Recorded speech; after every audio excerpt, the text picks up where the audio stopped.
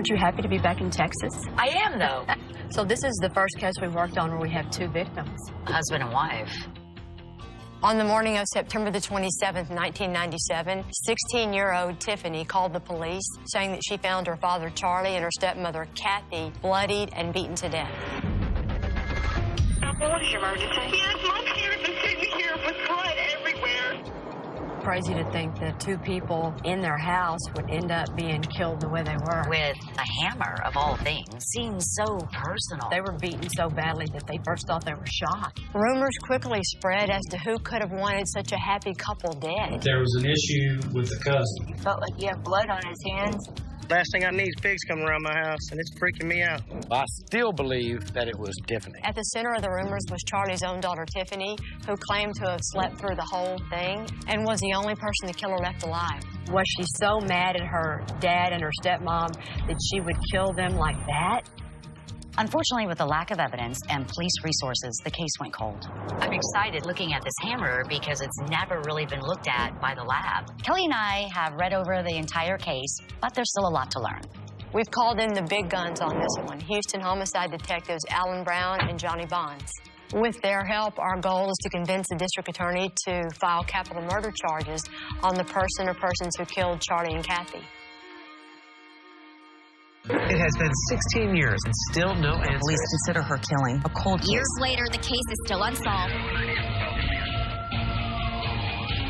There are so many cold cases out there just waiting to be solved.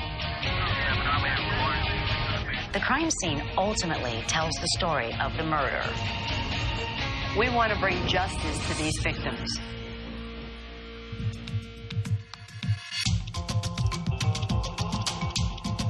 I'm going to bring you to meet some more of my people. No, wait a minute. The whole state of Texas cannot be your people. They're all my people. They're all your people. Hey, guys. Look who's here. Hello, ladies. Good morning. Hey, Good morning. Yolanda, this is Tammy. Hi, nice to meet you. And this is Danny Jones. Hi, Yolanda. Hi, nice to meet you. Every cop probably has a case that he will remember throughout his career, and this one's mine. The murder happened. 16 years ago tomorrow. And you were there that day. Yes. It was one of my first homicides as a detective, where all the responsibility was thrown upon me to solve this case. Well, we all read it. We're all excited. Us too. LaPorte is not the type of town that has a lot of violent crime. It's very rare. And so when you have a double homicide, it just gets everybody all scared. Well, show us the room. Let's go start You talking. ready? Right this way.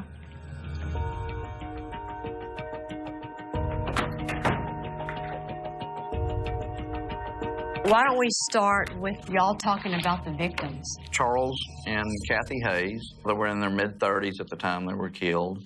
And they grew up in LaPorte, huh? Yes. High school sweethearts? Right.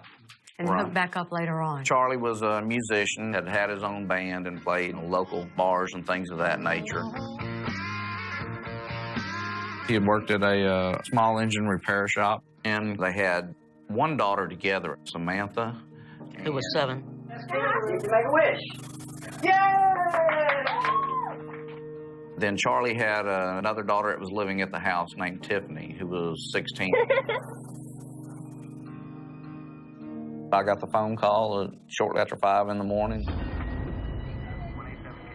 When I arrived, Charlie, who was not yet deceased, had been located in a recliner that was fully reclined and had severe head trauma. EMS had already removed him from the living room, and he was transported downtown to Herman Hospital. But I did approach Kathy. She had extreme injuries to her head.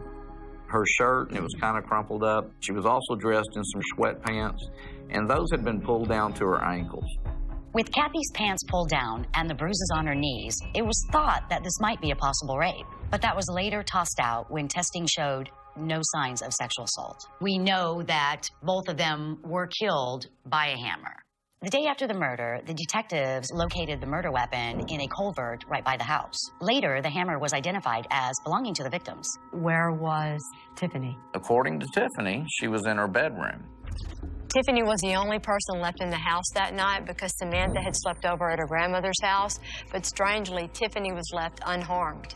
And then she wakes up around 5 a.m. to what she thought was her father snoring, and actually when she goes in there immediately sees something's wrong. calls 911. What is your emergency? Yes, my parents are sitting here with blood everywhere. On both of them? On both of them. They're just, oh my God. You don't know what happened? I don't know. I just woke up. Okay, so then y'all talked about a couple of suspects. Tiffenie. I think anyone that first looks at this case says, well, how did she sleep through that? You know, we considered the fact if Tiffenie was involved, maybe it was Brian, her boyfriend. Because if she didn't have the guts to do it but wanted it done, it could have been her boyfriend. The next phone call she makes after 911, she is calling Brian. Some say Kathy and Charlie wanted those two to break up. They didn't want her to travel down this road. Which could be his motive, if they're disapproving and they want And they wanted him gone. Now they're married to each other. And have 4 children. Wow. Okay, so if it's not Tiffenie or Brian, then who else are we looking at? According to Tiffenie, when she went to sleep around midnight, Charlie was already undressed and in his bed. And later, of course, when he's discovered, he's dressed in black-colored Levi jeans. It's very possible Charlie could have got up and allowed the killer inside. I mean, he obviously got up and got dressed for a reason. Maybe someone came over and visited, and maybe we know that there was rolled marijuana joints in the ashtray. We showed Tiffenie pictures and pointed out that there are pillows on the couch, and she's saying that was not there when I went to bed. Really? Yes. All right, so who would Charlie have let inside? Craig Helder. He's a relative of Charlie. Right. He's it a first cousin or second cousin? What's his reputation around town? Alcohol and drug issues. He's got a short fuse, huh? Yes. Anger issues? Anger issues. What about his crush on Kathy? Lust. Yeah. At the time of the murder, his mother lived within a half mile. So that's walking distance. Yes. The last one we got up here is Paul Salazar, and we get his name because of Wanda Spiller, who did live right there in the neighborhood, who says right around 4:30 in the morning, she sees Paul, who she knows, running around, and it kind of freaked her out. In the report, it says that Charlie had the disagreement with someone at the lawnmower shop, and Paul Salazar worked at the lawnmower shop. And it was a Hispanic male that he had the disagreement with. And so the question is drinking and maybe using dope going to be enough to make him snap and kill?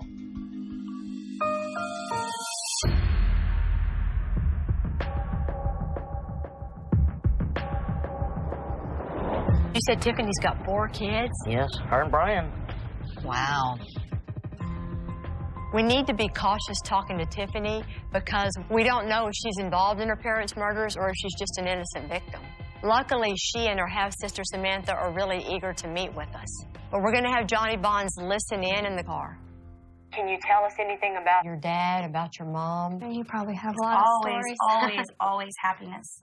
Just the music, constantly music. I remember the music room and being a kid and, running out there, and it was amazing. Since it happened, it's just been rough. I wish year after year that they were here with me. If we were able to have answers to this, I don't even think any words could describe the feelings that we would all feel. Samantha has never been told the details of the crime scene because Tiffenie has always wanted to protect her sister from all that. But we need to ask her some other questions too, so you don't need to hear all that right now. But in order to solve this case, we have to find out as many details as we can. As much as you can remember. Kind of start with that night. I've always been a deep sleeper. And I just remember waking up and I heard just this weird breathing. So I get up and I'm rubbing my eyes, and I'm like, oh my gosh. I walk around and as I'm rubbing my eyes, I slipped in her pool of blood and almost fell down. And she's right there, just laying there. So I called 911. After I dial 911, I turn around and I just see everything. I just see it, and I know this is bad. And I remember at some point I knelt down to tell the operator, and I felt her, I think it was her back, and she's not breathing. Want to check and see if she has a pulse? Oh, I don't want to. Oh, man. Oh, poor Kathy. And then I turned to my dad, and I put my hand on his chest, and I said, he's still breathing, he's still breathing. And shortly after that, the officer knocked on the door. Ma'am, are the officers in the house? They are. Okay, I'll let you go. Okay. Okay, new subject. Craig Hauser is your dad's second cousin? Yeah, he's cousin. And the first time he sees you and talks to you after everything happened, what was that like? It was at the fairgrounds. There's was a booth set up, and I had volunteered for this certain booth, and I'm walking towards the booth, and Craig is coming at me. And he said, "Are you going to give me a hug, or do I have to beat you to death?" What'd you say to him? I just sat there. I didn't know what to say. He didn't say anything else? He didn't say anything else. And in all the years, has he said anything else? We haven't talked to him. What are your thoughts about him? You know, I don't want to false accuse because I know what that feels like. What does it feel like? It's terrible. I lost part of my family. I didn't know Samantha for years, so I don't ever want to put that on somebody else, that I say, I think you did it, because it hurts too much. It's just awful. At this point, it's difficult to say. Either Tiffenie had nothing to do with the murders, or she's been lying so long she believes it herself.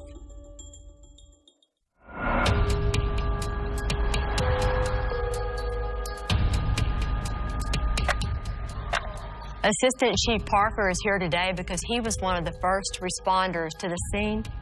He's going to help us understand what they saw that day. We actually pulled up, and then pretty quick, Tiffenie opened the door. And she appeared to be pretty pristine, and I could see her father right here at the corner. This house is pretty small, with 2 bedrooms in the back and a living room and a kitchen in the front area. Charlie was found in the living room, while Kathy was found lying face down near the dining area. So we had to get help for Charlie because he was still breathing, obviously still alive. She was obviously dead on the scene.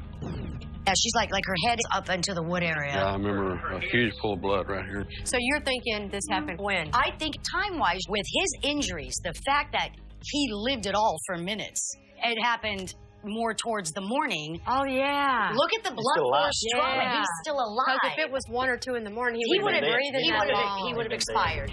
None of us believe that Tiffenie, if she was involved, would have been the actual one to swing the hammer. So that leaves Tiffany's boyfriend, Brian, Charlie's cousin, Craig Hauser, or Charlie's coworker, Paul Salazar. We don't know how the killer got in or when he came in, but we know before he killed anybody, he had to get the hammer. And we know the hammer was on top of the refrigerator. Refrigerator's right here. He gets the hammer. Charlie was in that recliner. His head was right about here. Yes. So our killer comes beside him, and he's hitting Charlie at least 14 times. And I mean, these are vicious strikes. He gets through, he's going to have blood all over him. Mm-hmm. He walks back in here. He sets the hammer down on the mat. We know that he set the hammer down because it's traced out with the blood and everything. But he does that after she's dead. No, before. No, before. This is his blood only. When the investigators tested the blood, that was a transfer from the hammer onto the placemat. It exclusively came back to Charlie. So that means Charlie was attacked before Kathy. And then all of a sudden she comes out. Then he sees her and he's like, oh my God. She realizes something's wrong. She goes to leave. Oh, no, you don't. I got your shirt. I'm yanking you back. You're trying to get away. You're trying to get away. I got your pants. I'm trying to reach for this hammer. And she's trying to get away. And she actually crawls out of her pants. So her pants are around her ankles now. Oh, here's the knee spray. Look. Yeah. Here's the knee spray. Yes, and you come out of your pants. Okay. You go down. But now I'm hitting you. Some of these are actually coming through because there's like 2 marks on the wall there. So he's beating her when she's down. Oh, yes. Yeah. Oh, yes. And she does bring up her arm once. She's got a perfect circle mark where that hammer hit her in the arm. Then he goes to the bathroom. He goes in here. We got blood in front of the sink. Washes probably his hands, probably his face, and the hammer. Then he leaves. He's still got the hammer in his hand, and he doesn't even shut the door behind him. Nope, he leaves it ajar. I mean, seriously, what y'all just did was very impressive. It makes perfect sense to me. It also says that we have a killer who knows where the hammer is, yes, who knows how to find the bathroom. This is a small house, and Tiffany's bedroom was just feet away from where her parents were killed. It's hard to imagine that she didn't hear these attacks at all, but it's possible. A killer comes out, he's got the hammer in his hand. He goes out through this gate, and we know he goes to this intersection. And it's, what, 5 o'clock in the morning or so, so Yep. It's still dark. And he doesn't stick this in here. He threw it up there. Because it was, what, a good 10 feet in there? At least, yeah. How'd y'all find it? We were desperate, checking trash cans, culverts, ditches, everything around here. Good for you, man. The location of the hammer suggests a route that leads directly to two of our suspects. We know that Salazar lived to the left up here, just about 3 blocks away. And straight ahead down this street is where Craig Hauser's mother lived. Right. All right, let's go drive it. Where's the Salazar compound? We'll show you.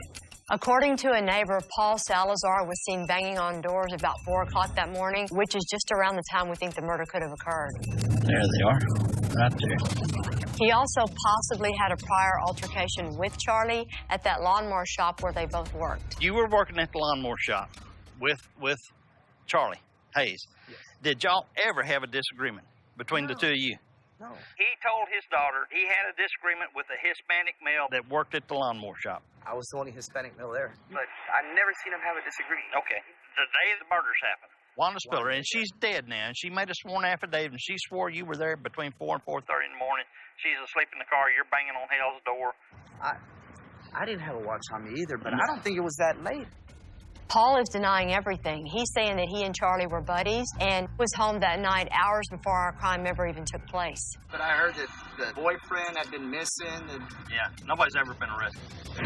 Well, I thought all this was done. There have been rumors of Tiffenie and Brian's involvement in this crime for 16 years. Hey, I'm Kelly. Nice to meet you. Nice to meet you. Mind if we talk to you for a minute? Sure, that'd be fine. What we need to do is track down any person we can find who might have witnessed firsthand any altercations between Charlie and Brian and Tiffenie in the weeks leading up to the murder. I can't say because I don't know of the actual evidence of what happened, but I did hear that Charlie did not agree with the boyfriend Tiffenie had chosen. I've heard some hearsay from other people, is that the week before Kathy and Charlie died, Tiffenie had told him that she was going to get married to Brian. And Charlie told her over my dead body. I heard that Tiffenie and Hubbard had sex, and they were confronted about it, and that Charlie and Kathy did not want Tiffenie seeing Brian. Huh. The best of my recollection, Charlie was not real happy with Brian there near the end. Everybody is eager to share what they've heard. Who did you hear that from? I'm not exactly sure. But so far, it's mostly rumors and hearsay. She gets on the phone to call Brian, not 911, is what I was told. Who told you that? Somebody did. I don't remember. Somebody told us. In the legal world, it's called hearsay, and it's inadmissible because it's not firsthand information. Well, we weren't there.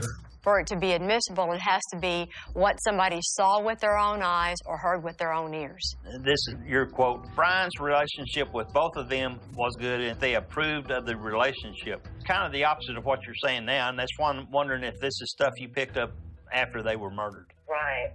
And maybe you're right. Having solid witness testimony is not only the key to building an airtight case, it's also the best way to find the truth. Well, anything else along those lines, any behavior that you witnessed? The weekend before they died, there was an issue with the cousin. Craig Hauser? Yeah. Charlie and Craig were arguing about borrowing a car. And Craig blew up. Was he yelling? And he threw the keys. Yeah, he almost hit our daughter with the keys. Did you recall that maybe Hauser had some inappropriate feelings toward Kathy? He kissed her in front of me. He kissed Kathy in front of He kissed her in the mouth. That's what Kathy told you, right? What Kathy told me. Okay. Now we're starting to get some first-hand information. Basically, Charlie had a rule. No men in his house when he's not at home. And Craig was at the house when Charlie wasn't home, and he was upset about it. Basically, Charlie ejected him from the yard. Craig was there? Yes. And it was over Kathy? Yeah. So it's kind of all coming to a boil. If you think about it. He's kicked Craig Hauser out. Can't see Kathy. He gives her this kiss. There's a fight. He cuts it off. It's coming to a boil. Where Charlie, I think, kicked him out for good. Yep, and he couldn't take that. He couldn't stand the fact that he couldn't see her anymore. And nobody tells him what to do. Exactly. The story about Charlie's fight with Craig in the weeks before the murder could be critical to this case. We've heard there's another man who might have more first-hand information about that. Are you Chuck? Chuck Johnny Bonds. And we've heard that he hangs out at a local bar. I was standing there when Charlie kicked his ass and threw him over the fence, and Craig told him right straight then, I'll kill you. You heard that? I heard that. You saw it and heard it. I witnessed that. Straight up, point blank, no doubt, no ifs, ands, or buts. I'll kill your ass.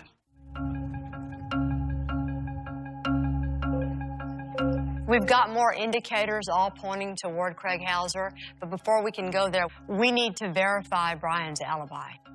Remember on the night of the murders, yourself and some other people were at James Stanczyk's apartment? Yeah. Brian has always claimed that he slept over at a friend's house, and he didn't leave there until 5 a.m. because he had to go home and mow his mom's yard. Did Brian stay there all night? I'm pretty sure Brian was there all night with us. Okay.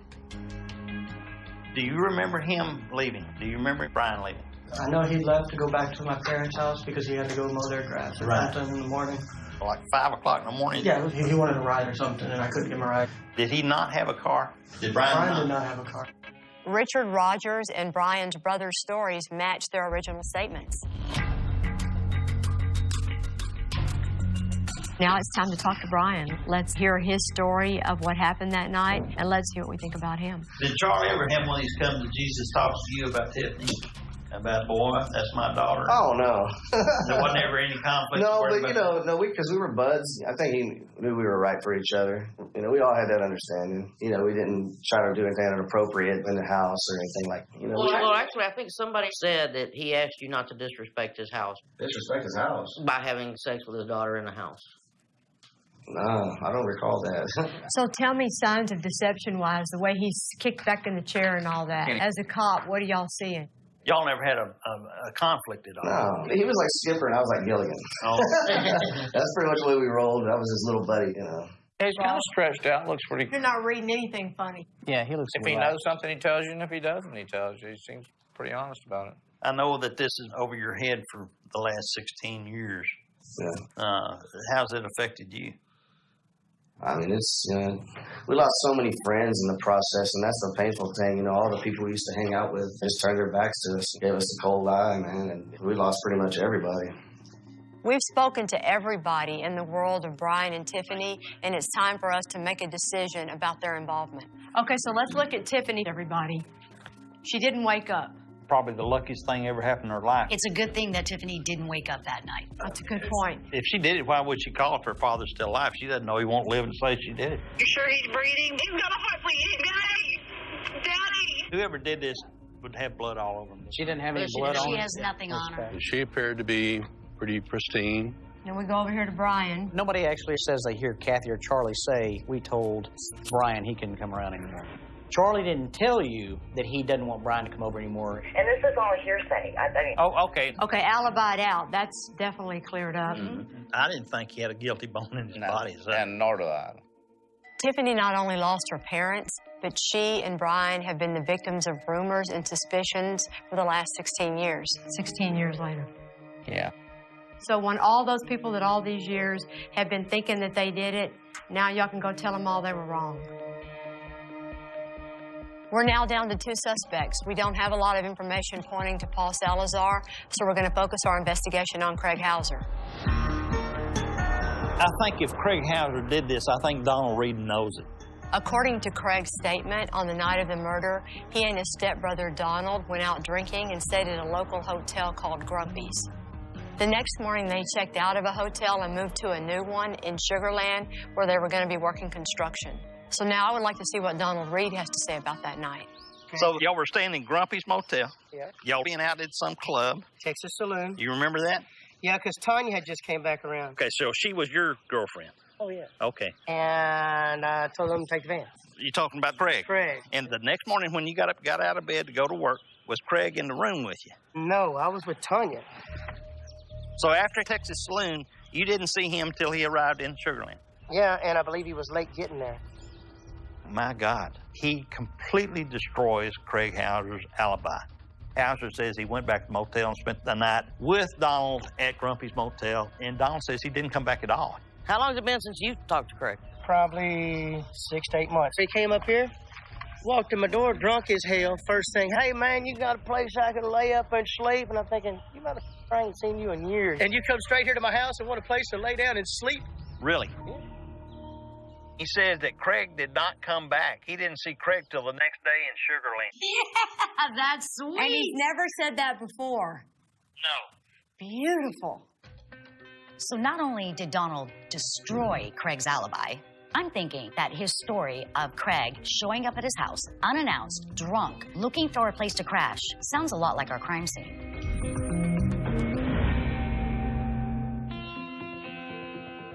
We have a lot of clues pointing toward the involvement of Craig Hauser in the 1997 murder of Charlie and Kathy Hayes. So today we're headed to Arkansas to track him down and try and get a DNA sample because that's never been done before. See what he has to say and compare it to his statement in 97. Craig's alibi has always been that he and Donald Reed spent the night at a hotel nearby called Grumpy's before leaving the next morning for a new hotel in Sugar Land. But according to Donald Reed's statements today, that is not true.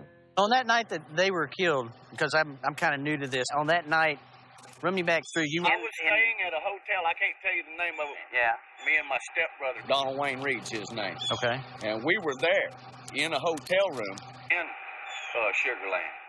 We know from the hotel records that Craig did not check into that hotel in Sugar Land until the day after the murder. Either he's remembering that incorrectly or he's lying. There's some people that said that maybe you and Kathy had an affair. Is there any truth to that? No. Y'all never had any type of relationship or anything? Absolutely. Okay. Did you ever actually live in that house, No. or did stay for a length of time, a week or We something? were there all the time doing all that music recording. I mean, shoot, I was probably there 7, 8 hours a day, every day almost. Oh, okay. Whenever you slept over there, whenever you stayed the night, where would you sleep at? They had a couch right there in the front room. Didn't you and Charlie have a fight or something? It wasn't a fight. There was never a fist thrown, nothing like that. Charlie never knocked you to the ground or anything outside? Charlie and I never, ever got into a physical altercation ever in our life. All right. Appreciate it, Mr. Hauser. Hey, so did y'all ever get anything from Tiffenie or her husband? You know, people talk, and we got to filter through what's the truth and what isn't the truth. It's no surprise that Craig denied everything, but the very first cold case that I ever worked, I learned that the best way to solve a cold case is by finding the most important people in their lives after the murder happened. So the agenda today is to find all the women who have ever dated, flirted with, kissed, drank a beer with, had sex with, or God forbid, been married to Craig Hauser. There was a time you were separated from your husband, I believe, and that you actually dated Craig Hauser? Well, yeah, he never mentioned anything. Not until I was in Houston, going to Houston with him, and all of a sudden he said, "Now look, if I get pulled over, they might put me in jail." I said, "What are you talking about, or whatever?" And he goes, "Well, they think I have something to do with murdering these people." And he went like telling me how they found the bodies, and I was just like so scared. He said the man was sitting in a recliner, and someone had come from behind and just hit him a bunch of times. A bunch of times? A bunch of times. He said that? He said that. Attacked from behind while sitting in the recliner is not public knowledge. So just that one statement alone is the one detail of the scene that no one would know but the police. Killers always tell somebody. They either cry about it or they brag about it. Sometimes both, depending on who they're trying to impress. Or intimidate. Yeah.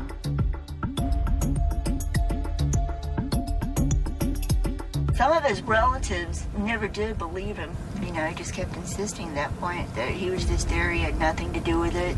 He woke up and how tragic it was for him to see them. Okay, so he told you he was there, he woke up and they were dead. What brought that conversation up? He would have nightmares at night sometimes, and he'd wake up and say that he felt like he had blood on his hands, and he just didn't know what was real and what wasn't anymore. Or did he say anything about the weapon? He said that he had blood on his hands. He was trying to throw it away. It's not a confession, but it's an admission that he was there. Yeah, and apparently Craig's conscience isn't quite as clear as we thought it was. I thought it was going to be a feather day. We finally got some chicken. Yeah.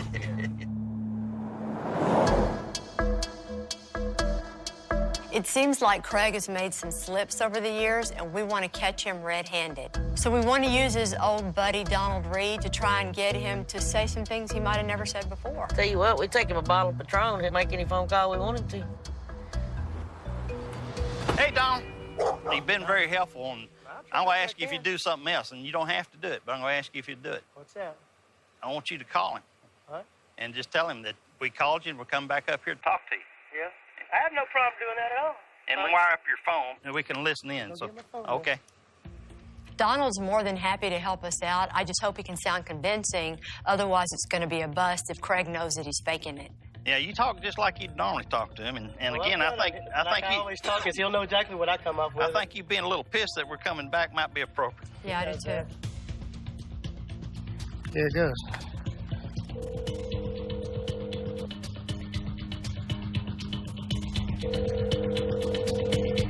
Hey, man.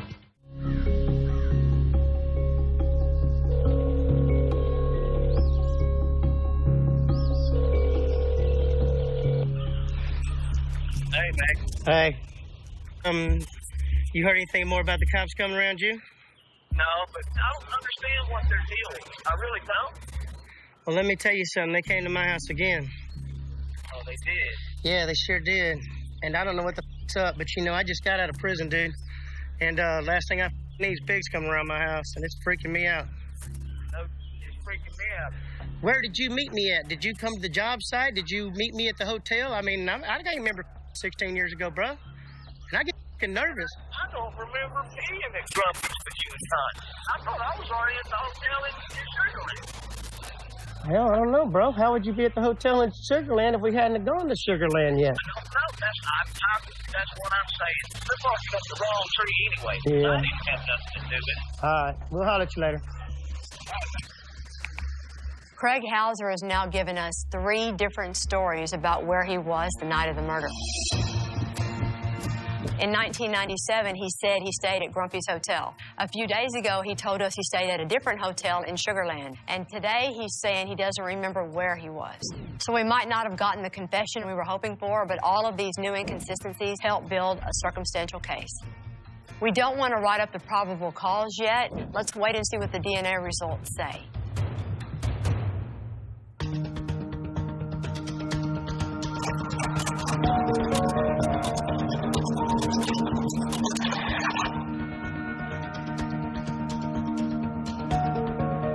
All right, the first thing is the hammer is inconclusive, but we figured that was a huge possibility because we know that hammer was rinsed off in that sink.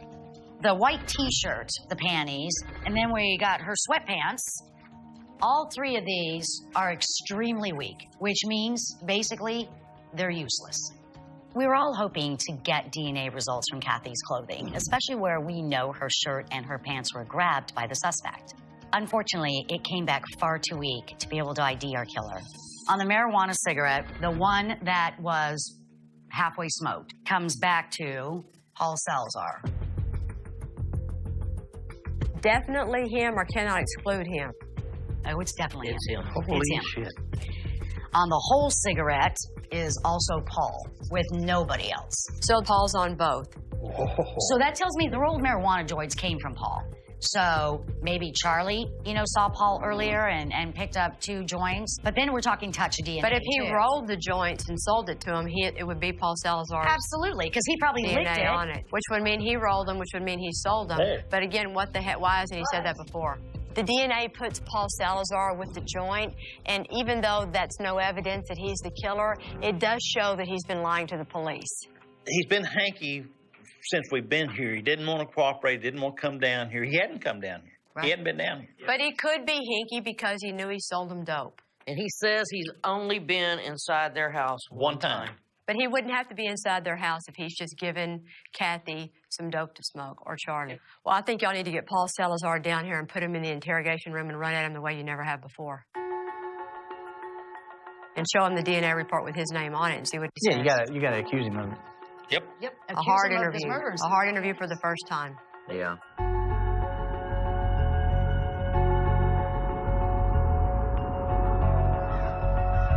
Hey, Paul.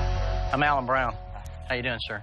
I know you're a real busy guy, Paul, but it would really help us if we could go down to the office because we're going to have to clear some things up on your original statement. And I have some questions for you that I really need some honest answers on. I've been honest. I know, and I I'm know sure. you have. Well, let me ask you this: Did you ever go inside Charlie's house and smoke marijuana with Charlie? Well, it's okay. I mean, that's what I'm talking about. We need the truth. Did you sell marijuana to make extra money? Let me just talk to an attorney. All right. Okay? No disrespect to y'all. okay? I just want to see where I'm going with this.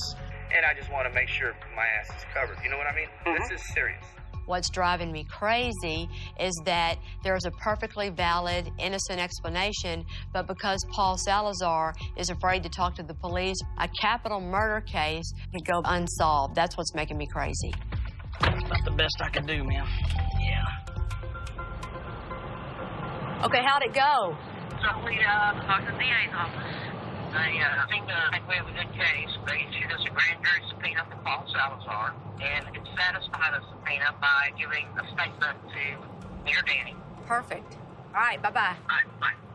Nice. We all agree, after all that we've done this week, the evidence against Craig Hauser is huge. We have a killer who knows where the hammer is, Yes. who knows how to find the bathroom. Down this street is where Craig Hauser's mother lived. Craig told him, I'll kill you. You heard that. No ifs, ands, or buts, I'll kill your ass. How would you be at the hotel in Sugarland if we hadn't gone to Sugarland yet? Did he say anything about the weapon?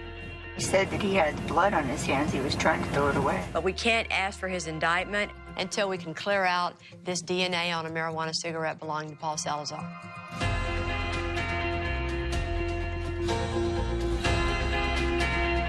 This is the moment we always hate. I know, because there's nothing we can do about it but sit here and wait. I know. If Paul Salazar's explanation is perfectly innocent, then we're good. Hopefully it'll go well. Well, we're back. Hey. What happened? We met with Paul Salazar at his attorney's office. Basically, Paul's explanation was several times he's given Charlie or Kathy a joint. That was the reason that he was so hinky. He, I guess thought we could file on him now for delivering marijuana. So when we left there, we contacted the DA's office. And they were good with the explanation, felt like it made sense, and that cleared him. And they've agreed to take to the grand jury and request an indictment on Craig Hauser for capital murder. That's awesome!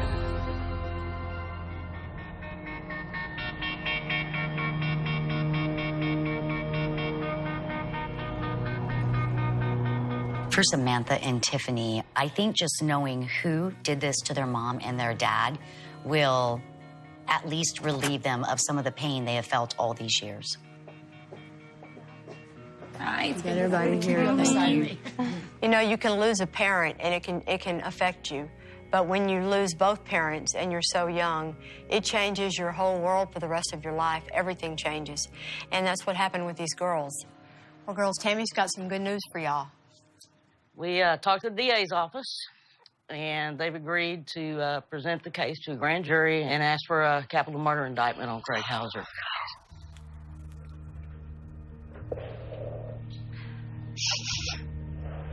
You and Brian are absolutely cleared in everybody's minds. Oh, my God.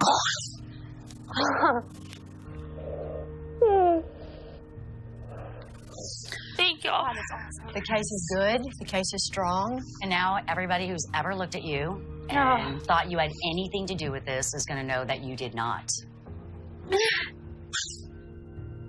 I lost my whole world, and it's been really, really hard. I could never hurt my parents. I love them so much. Thank you. Thank you so much. You're very welcome. For Tiffenie to finally know that the whole world gets to hear that she had nothing to do with it and that the person who killed her dad and her stepmom is going to be held accountable has to be a good feeling. Thank you so much.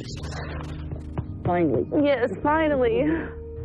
If I had a chance to speak to them right now, all I could say was, I love you. And I carry your music with me every day.